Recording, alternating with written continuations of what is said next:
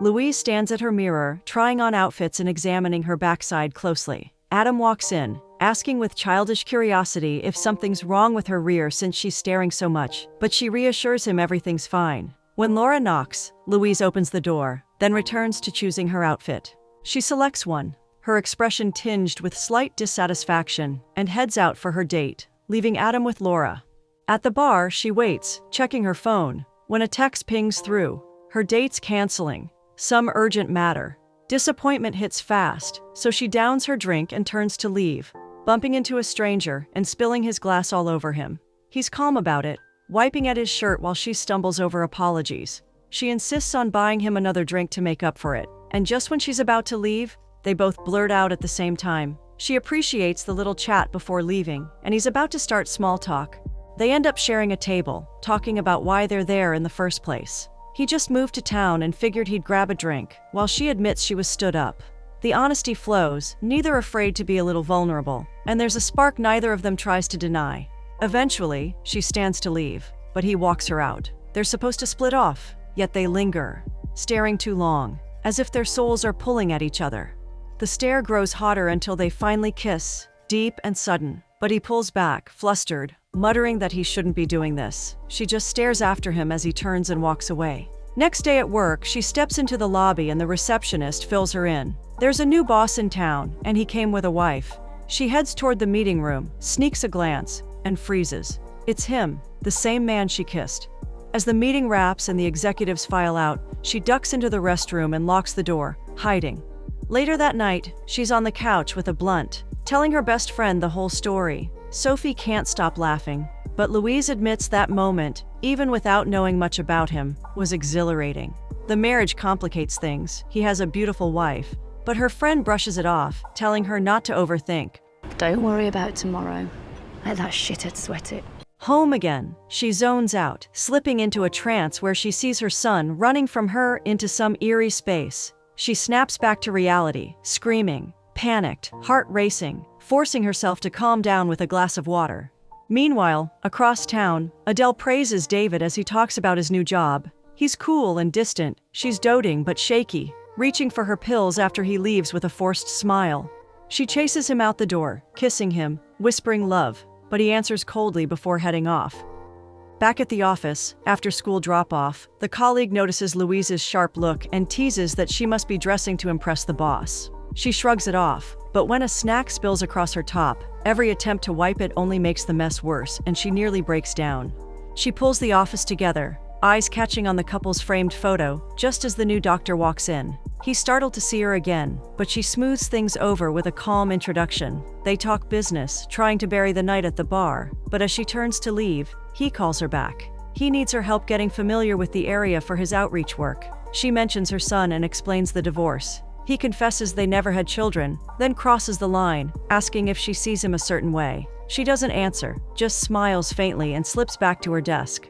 That evening, the big boss, Mr. Sharma, hosts a dinner for the new couple. The husband and wife toss playful but pointed jabs at each other, light enough to draw laughter. She explains she left everything behind to move here, but he hints she had her own personal reasons. Back home, wine loosens her mood, and she straddles his lap, kissing him. He pauses, says this will be the last time, and she agrees, leading him upstairs. Clothes fall away, his body pressing into hers, deep and slow, her moans soft and her gaze locked into his eyes. When she whispers the 3 magic words, he stiffens, pulling away in discomfort. Even when she repeats them, he grows more uneasy, finally stopping. She gets up, shifts on all fours, inviting him from behind, and he takes her harder now, until the tension bursts. By morning, they wake entangled in silence. Way back, Adele's at the psychiatric home, white-clad patients drifting alongside her. She meets a man named Rob who talks gently about her sleeplessness and the dreams that haunt her whenever she does manage to sleep. Away from the mental facility and with her husband, he returns her phone, saying it's time she had it again. She's thrilled, and as he outlines new outreach plans, she beams with pride. At work, the secretary crosses paths with him again, dropping off a file. He casually asks about her weekend plans, stressing it's just a conversation. She says she'll be busy since her boy will be with his dad. The weekend comes and she has nothing but chores. After cleaning, she crashes and the dreams return. floating pills, her son running into the same dark void, calling her name. This time, she sleepwalks toward the balcony, only jolting awake when her hands touch the railing. She staggers back inside, cuts her arm, terrified. Morning brings her ex at the door, dropping off their son, but with a proposal. His new wife is pregnant, and with a move to France on the horizon, he wants their boy to stay with them until the baby arrives, so the siblings can bond. She shuts it down instantly, refusing to let him go, and sends the man out. But the boy sulks, angry that she's blocking his father. She vents to her friend, who points out she's only punishing her ex for the divorce. Letting the kid go could give her space to rebuild her own life. The thought stings, but she knows her friend is right. Do you want to change your life? And this is your chance. Later, she tells her son she's changed her mind, and his face lights up at the thought of the trip. The husband leaves for work, his wife walking him to the gate, kissing him softly, promising her plans for the day. On the school run, the secretary bumps into the wife. Introductions are polite but awkward, and before she can slip away, the wife suggests grabbing coffee, maybe helping her settle in. She agrees, and the two walk side by side to the cafe. At the cafe, Adele asks what kind of boss her husband has been, and the secretary has only nice words for him. The wife talks about her life without a job due to being rich, then presses to know much more about her new friend, who reveals her single status and shares deeper details. Noticing a scar on her friend's arm, the wife asks, and the secretary replies that she sleepwalks and has nightmares, which interests her. When a call from the husband comes in, she answers, saying she's alone currently and will be home soon enough. The new friends exchange contacts, but before they leave, the wife suggests they keep their meeting to themselves, making sure her husband has no idea they met. The wife is home, painting on a wall with loud music playing in the background, and takes her medication capsule, but sends it down the sink. At the psychiatric facility, Rob is on top of a tree, where he and Adele laugh and have fun, until Marjorie comes looking for her to take a call from David. She leaves, and Marjorie warns Rob about his new friend, saying she loves her man but it vexes him, so he lashes out, calling her old and sex-starved, noting that he loves men instead, so whatever she thinks about them will never happen. Still at the facility, she's on the telephone with her husband, telling him about her activities, and mentioning her new friend Rob, and when he asks if Rob won't be trouble, they both laugh at it, with her assuring him he has nothing to worry about. She says she loves him, but he drops the call.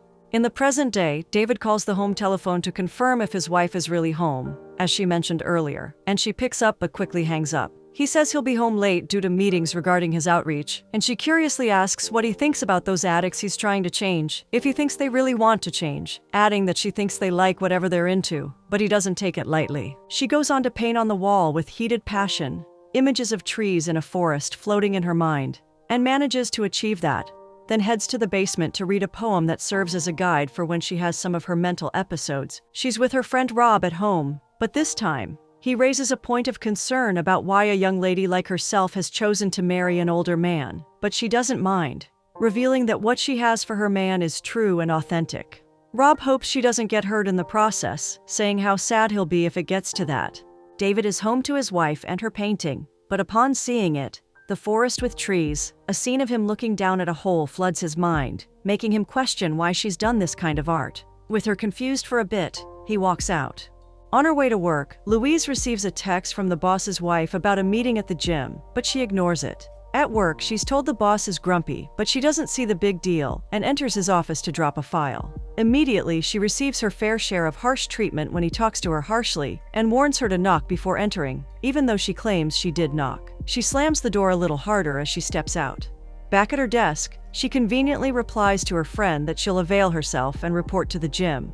Anthony's parents bring him to meet the boss, but while they're being attended to by the secretary, the young man, who thinks he's fine and doesn't need to see a psychiatrist, is almost disruptive, raising his voice, prompting her to order him to be careful. Just then, the doctor walks in and makes him follow him into his office. They're done after a while, and as he returns to his office, he books another session for the young man and hopes the secretary doesn't take into account that the session lasted longer than was paid for, claiming it's his fault, and he'd rather not put the burden on Anthony. The secretary has another of her night terrors, but this time she's running deep into the eerie space until she stops.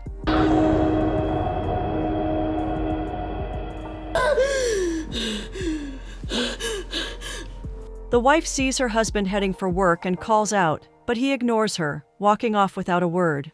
She heads to the secretary's place to pick her up, but before they leave, she takes a small tour around the house, claiming she really likes the place because it looks homely and gives off a happy feel. At the gym, the wife breaks her word not to laugh at her friend's unfit state, but they have fun, and she offers her a chance to join her at the gym whenever she's free. In the locker room, the secretary shares that her son's leaving soon, and she wants a full day with him, so the wife advises her to call in sick. She laughs at the advice, jokingly wondering why the wife would give such advice to her husband's staff. The wife, 28 years old and never shy to mention how rich they are, says she's been married to her husband since she was 18, saved by him from a fire incident that claimed her parents' lives, and since then, it's been just the two of them. As they walk out to get something to eat, the wife sees a wall clock, cites an emergency, and quickly decides they will go to her place and fix something instead. At home, she prepares tea and reveals the reason why she always has to be home at certain times, but doesn't say much about why her husband doesn't call her mobile instead. Just then, he calls, and she steps away to answer. The two ladies have a meal outside, and the wife shows her friend a book, saying its contents will help with her dreams. The secretary complains she's always had the bad dreams, and the doctors who said she'll outgrow them also claim they aren't night terrors since she can remember. But the wife thinks they're wrong, having battled such dreams herself. She thinks they're both quite special people, but the dreams can be managed, telling her everything she'll need to overcome them lies within her, and encouraging her to dig deeper. The secretary begins sharing how she lost her mom at a tender age and couldn't bear it for long, prompting her to see a clairvoyant who revealed things only she and her mom knew. She got comforted when the lady said her mom was fine where she is, and for some reason she trusted the woman. She pulls herself from that emotional moment, and the wife hands her the book. She's home, patiently waiting for her ex, Ian, to take their son on his trip, smoking a cigarette while wallowing in tension. When he arrives, she gives her son Adam a warm hug before letting him go. Her ex is appreciative of the gesture and promises all will be well. The secretary takes up the book and begins reading, intrigued by its writer, Rob, who was in the facility, complaining that it hasn't done him well. With dreams returning any minute, he shuts his eyes. He thinks everyone there is selfish and dull, save for Adele, whom he totally adores, saying he'd do anything to get better for her sake. At home, downing a glass of wine as she reads, a knock at the door interrupts. It's David. He says he was just passing and thought to check by since she called in sick. She confesses she wasn't sick, only wanted to spend time with her son, who's on his way to France. He admits he had a feeling she didn't resume work because of how difficult he was the previous day, so he's shown up to pacify her, adding that he didn't want to go home, which is why he came all the way. She reveals she did like him, which is why she kissed him the other night, and this prompts him to say he hasn't had a good time with his wife at home, as he's been thinking of her lately. This makes her uncomfortable, so she asks him to leave. But at the door, as he hands over the glass, their fingertips touch, sparking a reaction. They begin kissing. He steps back inside, and they smile while taking off each other's clothes little by little. They hit the bed, and the secretary enjoys bouncing on the boss, kissing him at intervals while letting out soft moans. They're done having a good time and tell each other to keep their little affair away from the office. He plants a kiss on her cheek and leaves. He's home, but his wife, who's been waiting, ignores him. David wakes in the spare room, tiptoes out of the house without acknowledging his wife, and ignores a neighbor's greeting as he passes by. He enters his office just as the secretary steps out, and they're happy to see each other, but he's too stunned, forgetting their decision to keep things professional at work. So she brings him back to reality and calmly returns to her desk. Over the telephone, his wife asks what time he got home the previous day and why he left so early, but he stays silent, even ignoring her. I love you. This time, she questions why he never says it back, pushing him until he reluctantly mutters the words, I love you too. The secretary sits with her colleague Sue, chatting about their grumpy boss, and in a moment he storms out, slamming cupboards with annoying clatter, as if letting off steam. At home, the wife grabs a jacket, holds it close, sniffs it slowly, and lets tears roll down her cheeks. She texts her friend for a meeting, but the secretary, heavy with guilt, sees the message and ignores it.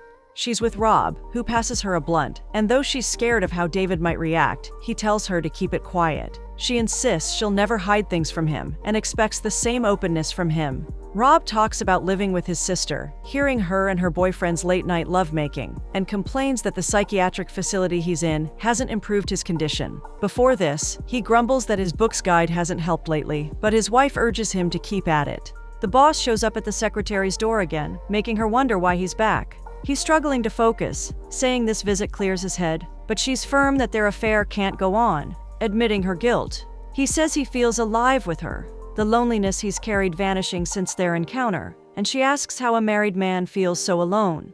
She shares that her ex-husband left her for another woman he didn't marry, then moved on to others, settling with a pregnant fiancé, and the boss wonders why she hasn't moved forward. She explains it's hard when men only want flings, nothing more. He calls her a light, wondering why any man wouldn't want her, but when she asks about his wife, he says she's shown once. Uncomfortable with his words and his slight jab at his wife, she politely asks him to leave. The wife, seething for some reason, slices a bell pepper with furious chops. Dinner's ready, so she sits at the dining table, waiting, but her husband walks in and heads upstairs. She calls him to join her, but he says he's not hungry. She insists she's trying to make their marriage work and asks if he's having one of his episodes, but he loses his temper, screaming that she probably wants him to get a new job for her sake. She asks him not to yell, but he says nothing and leaves her alone with her feelings. At work, the boss calls the home telephone to check on his wife, who takes her time answering. The secretary, noticing the outgoing call from the office line, listens in. He brings up their fight from the previous night, then asks about her plans for the day, pressing to know exactly where she is. He urges her to prove she's okay, and to reach out if she needs help. She says she loves him, but he hangs up without a reply. The secretary meets the wife for coffee, honoring her earlier invite. Adele opens up about her marriage troubles, her husband's frequent late nights, possible drinking, and his tense perfectionism. She sheds a tear, saying her friend is the only one she's connected with since moving to the neighborhood. The secretary offers encouragement, hoping things improve, but defends the boss, mentioning how he saved his wife from a fire. She admits struggling with the exercises in Rob's book, and her wife advises her to open her heart to change for the book to work. When asked about Rob, the wife calls him an old friend, agreeing he's an interesting character. As she practices the book's exercises, Rob talks about his dreams, which his doctor links to guilt, but he insists they stem from his family's poor treatment. He's chased by bloodthirsty people. So he runs to a safe space and locks them out. But instead of waking as usual, he finds calm and enters a serene place with Adele and a half-dressed butler serving drinks. He blurts out that he deserves a dream of his choosing, laughing when the butler's odd attire surprises her.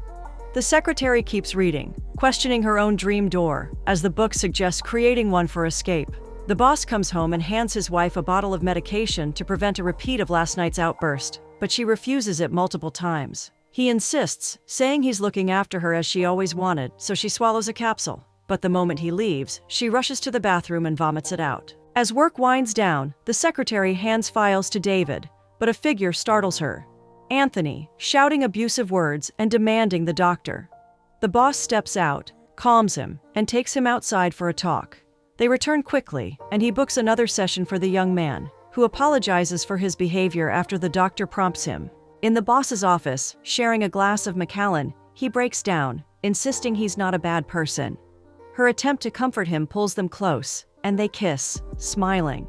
He gently lifts her onto the table, slips off her underwear, unzips his trousers, and slides inside her, their moans growing intense as they move back and forth together. At a club, the secretary tells her friend Sophie about her affair with the couple. She likes the wife's kindness, despite her loneliness, but wonders why the boss is cheating. She's happy with their fling, even if it lasts only until her son returns. But Sophie warns she'll get hurt and urges her to stop, and she agrees. You need to ditch them both, because someone's going to get hurt, and that is probably going to be you. Yeah. Yet she continues seeing the boss, meeting often for intense lovemaking, and spending time with his wife. The young man catches them laughing and holding hands, but keeps quiet. The boss comes home, ignores his wife, and heads straight to the spare room. After a night with David, who refuses to talk about the fire that scarred him, Louise sleeps alone and has a night terror, seeing the wife and boss burning in separate rooms, herself engulfed in flames too. She wakes, slapping herself in a panic attack. At the psychiatric facility, Rob teases Adele from a distance as she signs over family money to her husband. He's angry about her decision, but she's certain she'll stay with him forever and doesn't care. The wife wanders into a dangerous part of town, where a gang led by a woman gives her a black eye. She's home when her husband asks where she's been, but she insists she was at home all day. He storms out angry, and she yells that he keeps ignoring their failing marriage while fixing other people's lives. The secretary dreams again, but this time she's in a calm home. No eerie feelings or fire, just a pie on the table she digs into. David returns home, and his wife calls out his drinking, but he laughs it off. He says he doesn't want to keep looking after her, but she reminds him they can't separate, and he agrees. Louise dreams vividly, laughing with her son in a warm scene, and the boss calls out to them, as if they're one big family, but it shifts, and she's making love to him in her son's room, waking with a strange calm. Adele sits outside, eating with a swollen black eye, when her husband walks in with a medication capsule. He insists she swallow it, then checks under her tongue to ensure she hasn't hidden it. And when he leaves, she cries softly, tears tracing her bruised face. At the psychiatric facility, she talks with Rob about their time there, their paths soon diverging as her departure nears. He urges her to visit him after she leaves, his voice heavy with hope. She's home when the young man, Anthony, knocks at the door, but she tells him it's not a good time and asks him to leave. He notices her black eye, offering help if she needs it, but she smiles faintly and says nothing more. What happened to your face? You shouldn't be here, Anthony. This isn't a good time. Please, go. I can help you. Thank you. Adele meets her friend as usual, but suggests a run in the park instead of the gym. Her black eye worries the secretary, but the wife brushes it off, calling it a domestic accident, her tone light but unconvincing. I had an accident with the cupboard. After their run, they sit on the grass, and the secretary thanks her friend for helping her overcome her night terrors. The wife shrugs it off, saying she'd be glad to help if the roles were reversed, her words warm but tinged with fatigue. At work, the young man's parents report the boss to Dr. Sharma, claiming their son saw him hit his wife, explaining her black eye. The head doctor promises to investigate per the facility's policy, but after they leave, the boss slumps, devastated by the accusation, questioning why they're not addressing the young man's intrusion into his home. Dr. Sharma calls the wife to confirm, and she insists it was a domestic accident. The secretary, seeing the outgoing call, listens in quietly. David storms home, furious, demanding why his wife didn't mention the young man's visit, but she confesses she wanted to keep him out of trouble. Her calm dismissal confuses him, and when she asks him to pick between flowers or she'll scream and cause a scene, he chooses quickly and storms out. He arrives at the secretary's place with a bottle of wine, hugging her tightly before spilling how rough his day was. She asks if he hit his wife, and he snaps, insisting he never touched her. He dislikes his wife's kitchen accident story, but the secretary, wanting the couple to mend, tells him to go home to her. Go home and sort your shit out. In a dream, the secretary passes through an eerie door, but it opens to a peaceful space where she meets the boss. Yet she sharply tells him to leave, and he does, fading into the calm. She reads Rob's book, where he writes about their time in the psychiatric facility, how much Adele means to him, and how he suspects the boss had sinister motives in the fire incident, believing it wasn't just a chance encounter. He vows to always be there for her, far more than her husband ever will. The wife sleeps peacefully at home. At the office, the boss meets the secretary and confesses that their affair wasn't planned, as he's been consumed with thoughts of her. He admits the strangeness of his feelings, but says he's in love with her. She feels she shouldn't be tangled in his life and starts to walk out, but he promises to sort out his mess. I'm going to fix it. I am. Adele, asleep, makes facial gestures, a pot boiling over until she wakes, softly calling her husband's name in a complaining tone, then cries briefly before letting out a painful scream. David. Anthony meets the wife at the park, and she thanks him for reporting her husband to his workplace, even though it got him pulled from the young man's case. She says it doesn't matter, her voice soft, and takes an envelope he hands her covertly. He hesitates to share something damning about her husband, but her persuasion pulls it out of him. She retrieves a box from a hidden compartment filled with tools and substances to feed her addiction, and items to aid it. Back in Scotland, Rob visits her at home, and they hug tightly, thrilled to see each other. She gives him a tour of her father's house, and he's awed, joking that one item could fund his junkie lifestyle until he kicks the bucket. He lights a blunt, but she asks him to put it out, as her husband will arrive soon and won't approve. He asks how she handles her wealth and beauty, and she admits it makes her lonely at times. He laughs, saying he'd trade places to feel that loneliness.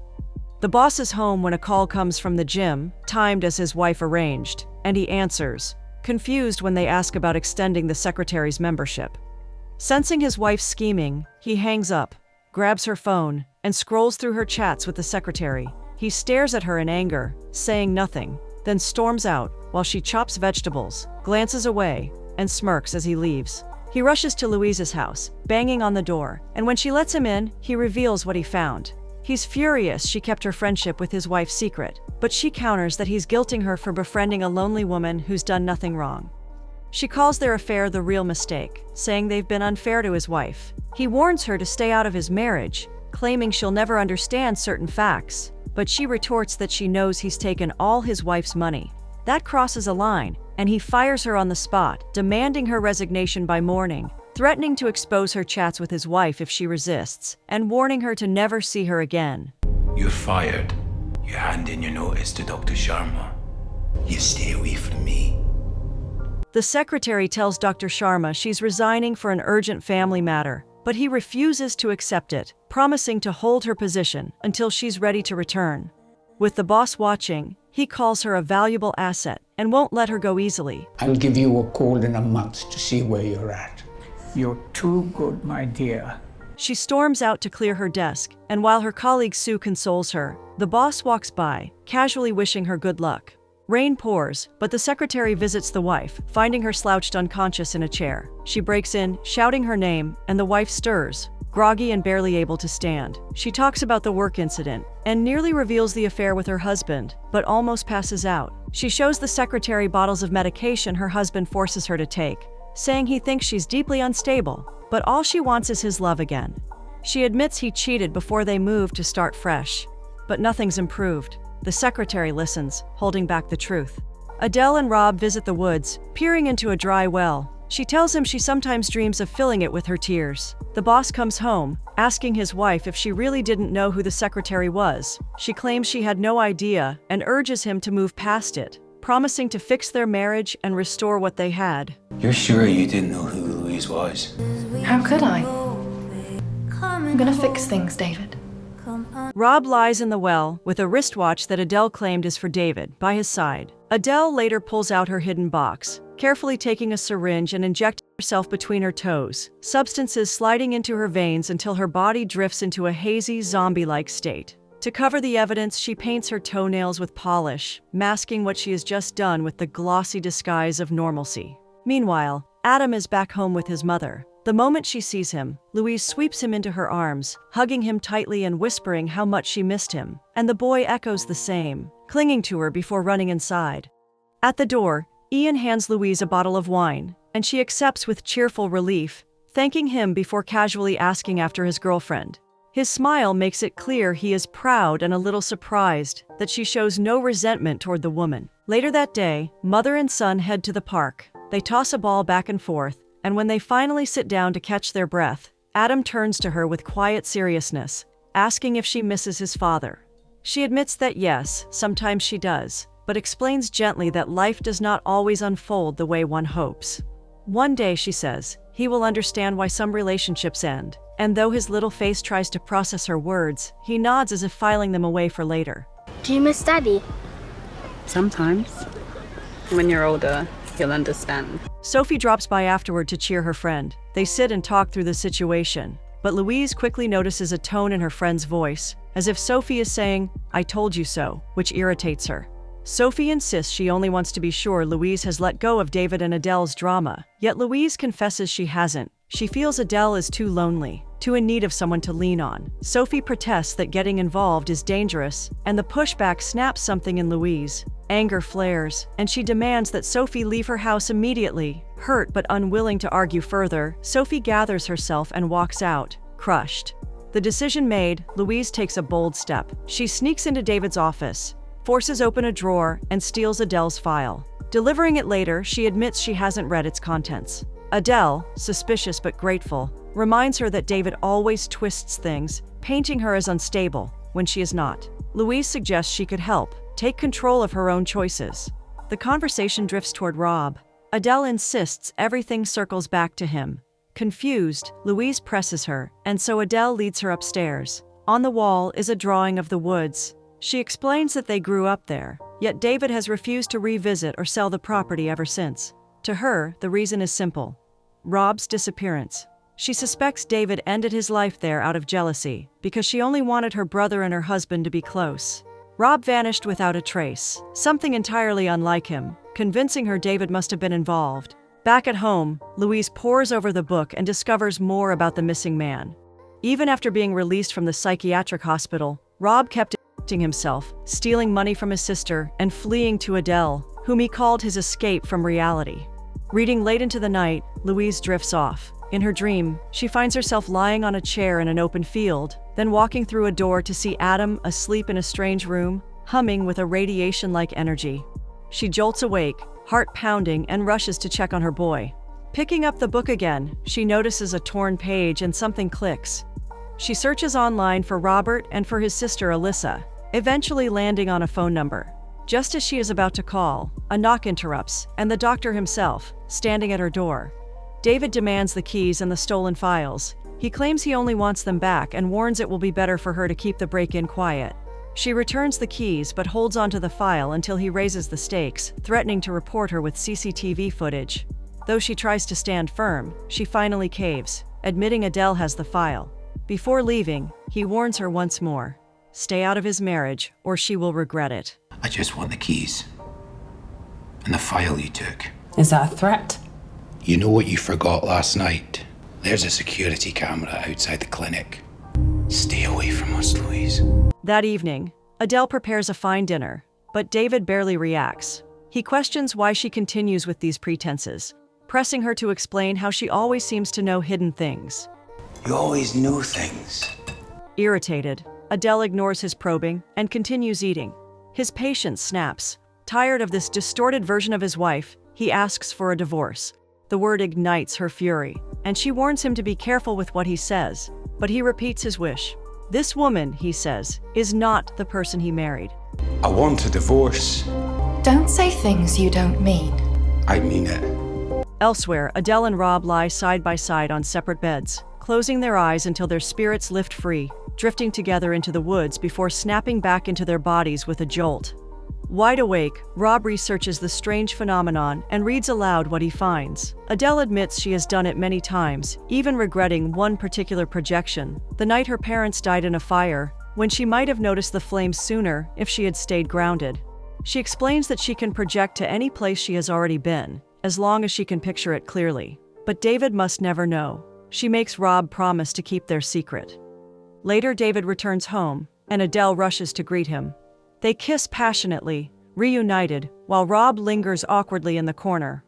Introductions follow, and when David offers his hand, Rob can barely meet his eyes, stammering, utterly struck.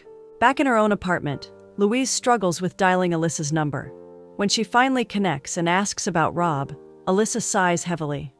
Her brother never recovered after leaving the institution, she says. He disappeared a decade ago, no trace since. She suspects he is deceased and urges Louise not to drag herself into the mess, insisting Rob is not worth the trouble. Still restless, Louise begins piecing facts together. Adele's words, David's evasions, the hints of fire, the warnings. She concludes David was involved in Rob's disappearance and writes a letter to the officer who handled the old case, detailing her suspicions and accusing the man of murder. That night, after reading to her son until both drift sleep, Louise dreams again of the mysterious door. This time, as she crosses the threshold, she realizes she is not merely dreaming. Her spirit has slipped free. Her energy floats into Laura's apartment, where she sees the sitter laughing and eating. Back in reality, Adam shakes her limp body, terrified when she does not wake. Only when her spirit rushes back does her body jolt to life. To confirm, she goes to Laura's apartment in person. Every detail is exactly as she saw it in the vision. Returning to her flat, everything snaps into place. Adele's odd trances, the moments she collapsed only to jolt awake, the way she always seemed to know things she could not possibly know. All the threads align, and fury burns through Louise as she realizes she has been entangled in a setup orchestrated by Adele all along. With her mind shrouded in misery, Louise travels to Brighton to speak with Maryanne about David and Adele. Maryanne resists, unwilling to discuss the couple, but Louise pleads, insisting that it is important for her to know. I have nothing to say about them. Please. Reluctantly, Maryanne begins to talk. She recalls how David often came to her coffee shop. At first, their conversations were simple, but his sad demeanor always betrayed his otherwise likable nature. In time, he opened up to her, admitting how unhappy he was. He often wondered aloud how it was possible to believe you knew everything about someone, only to realize you knew nothing at all. Maryanne had advised him to leave his marriage if it was transforming him into someone he no longer recognized. Still in Brighton, Adele suddenly appears at Maryanne's door. She warns Maryanne against giving her husband foolish advice and tells her to stay out of her marriage, cruelly mocking her as a lonely woman with nothing but a cat for company. Stop talking to him. He doesn't need your advice. A miserable old twat with only a cat for company. Maryanne returns home only to find her house ransacked. Her cat is nowhere in sight.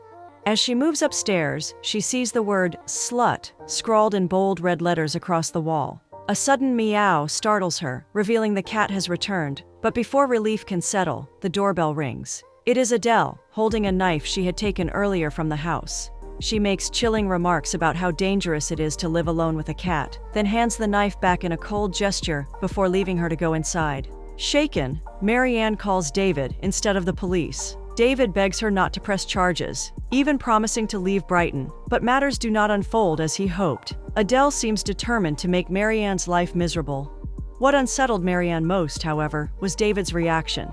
He always appeared frightened, never surprised by what Adele had done. Her advice to Louise is clear: stay far away from their marriage, no matter the cost. At the mansion, Rob prepares a meal, while Adele and David laugh at his cooking style. Despite the lighthearted atmosphere, Rob often struggles to take his eyes off David, his gaze betraying both longing and discomfort. During the evening, David admits that he once felt insecure about Rob's presence, but now he is reassured. Adele embraces him and reminds him that he never had anything to fear, unless, she adds cryptically, it was Rob in the facility. They raise a toast to friendship. Adele then sends Rob to fetch a camera. On his way out, he makes a fleetingly sad expression before returning to capture the picture. He hands it over, awkward as ever, while the others laugh. Later at dinner, Adele and David can hardly keep their hands off each other, kissing passionately as Rob looks on. He disrupts them by clanging utensils, pretending he wants to clear the dishes. Adele, weary, excuses herself to bed, leaving the two men alone. Rob seizes the moment to speak candidly. He admits that he once suspected David of being an opportunist, marrying Adele for her wealth. But over time, he has come to see David's sincerity. David responds quietly that such suspicions have followed him his whole life, given his poor upbringing and the fact that his family worked for Adele's. For him, it has never been about money, only love. Rob confesses that he envies what Adele and David share, which draws a warm smile from David. As David heads inside, he pats Rob's shoulder, a small touch that lingers with Rob and leaves him sighing as though he longs for more. That night, Adele and David make love intensely, their cries echoing through the house. From afar, Rob astral projects, his spirit floating into their room. He watches them, eyes fixed on David, enthralled until the vision jolts him back to his own body. Elsewhere, Louise calls David's office, disguising herself as Maryanne, and arranges a meeting. When David arrives, he is startled to find Louise waiting. He tries to leave, but she stops him. Louise lays out what she has discovered, calling Adele a clever psychopath who has always known about the affair. She insists Adele befriended her only to turn her against David. Though David struggles to accept it, Louise is certain of her findings. When she asks about Rob, David is stunned, but eventually admits Rob is gone and begins to tell the story. Driving home, David finds Adele in tears. She collapses into his arms, sobbing as she explains that Rob introduced her to substances. One night, she tried the powder he offered, but Rob overdosed on his own supply and never woke up. Panicked, she dragged his body to the well in the woods and disposed of it. In her frenzy, David's watch slipped inside with him. Furious, David races to the woods and confirms the grim truth. He insists they must call the police, but Adele pleads otherwise. She fears a return to the psychiatric facility and argues that no one even knew Rob was there. David is shaken to the core. As Adele professes her love and desperation, he can only stare, still frozen in shock. Later, in the park, David tells Louise the truth. He admits they have lived with this secret for years. For him, the weight has been unbearable, but Adele seems to carry it lightly, moving on as though nothing happened. He vows to go to Scotland to confess everything to the police.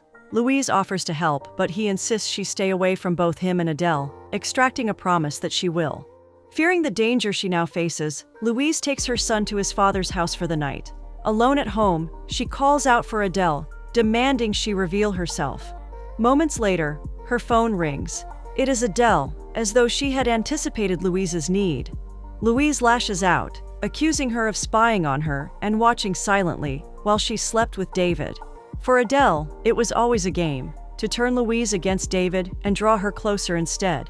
Louise mentions Rob's passing and how Adele claimed David was responsible. The accusation enrages Adele. Why? She demands. Did Louise tell the police? Louise insists it was only to help Adele, to free her. But Adele dismisses it, revealing more lies and contradictions. Louise warns her that David is on his way to confess everything. This strikes Adele deeply. If David speaks, she will lose the only man she has ever loved. When Louise suggests she finally reveal the truth, Adele silences her with a scream of anguish. At the mansion, David prepares to travel. As Adele bids him goodbye, Rob is in the bathroom himself with substances. Adele enters and offers him a box to store his supplies. Grateful, Rob praises the perfection of David and Adele's love. Adele recalls the fire, blaming herself for being absent in spirit during her projection. If she had been present, she believes, perhaps she could have saved lives. Rob urges her to let go of the guilt, then excitedly shares something new he has learned, hoping they might try it together. I read about something we should try together. Alone, Adele writes a letter. In it, she confesses the truth about Rob's passing and her role in disposing of his body. She insists David is not guilty, only complicit out of love for her. She admits she cannot face the consequences of what she has done. Resolute, she empties her prescribed pills into the sink, stuffs a cloth into the control system to trigger a fire, and prepares to protect herself. Before she does, she sends a final text to Louise. She is leaving, doing the right thing, and hopes Louise remembers they were once friends. Panicked, Louise calls her repeatedly with no response, then drives to her house. Inside, Adele sets the circuit ablaze, injures herself, and collapses unconscious as smoke fills the house. Louise arrives, pounding on the locked door. Peering through a window, she sees smoke curling upward. Desperate, she recalls Rob's book, performs the exercise, and Astral projects into the house. Adele projects too, meeting her in the other realm. Louise's soul slips into Adele's body, while Adele's enters Louise's. Adele, now strong in Louise's body, retrieves the spare key and enters the burning house, while Louise lies trapped in Adele's weakened form. The body on the bed calls weakly to the one standing, insisting she is Adele. But the figure in Louise's body refuses to accept it. With Adele's body unable to resist, Louise's displaced soul is injected with more substances, silencing her permanently. Her final word is her son's name. The lifeless body is dragged outside. Adele, now fully inhabiting Louise, collapses into feigned sobs just as the police arrive, the fire consuming the house behind her. In the days that follow, she trains herself to mimic Louise's speech and mannerisms. Visiting Ian to retrieve Adam, she appears cold and stern, offering no smile or warmth. She warns Ian subtly to stay out of her business, but Adam senses the difference, asking why his mother seems so strange. She brushes it off and urges him to move faster, even shoving him slightly. Ian watches in silence, unsettled but unwilling to interfere. Soon after, she meets David in the park. He embraces her, believing she is Louise, and they share a kiss. Far away in the woods of the past, Rob and Adele experiment with astral projection, attempting to swap souls. The exchange succeeds, but Adele, trapped in Rob's frail body, panics. She begs him to switch back, but Rob, now inside Adele's healthy body, refuses. Realizing too late her mistake in teaching him the practice, she watches helplessly as Rob injects the body she now inhabits, overdosing it and casting it into the well. In the present, David marries the woman he believes is Louise. They proclaim their love openly, then prepare to move to Scotland, the place Rob once dreamed of living. On the journey, she suggests a cruise for their honeymoon. Adam frowns and reminds her that his mother hates boats. With a sly smirk, she replies that she must have changed. Maybe I've changed.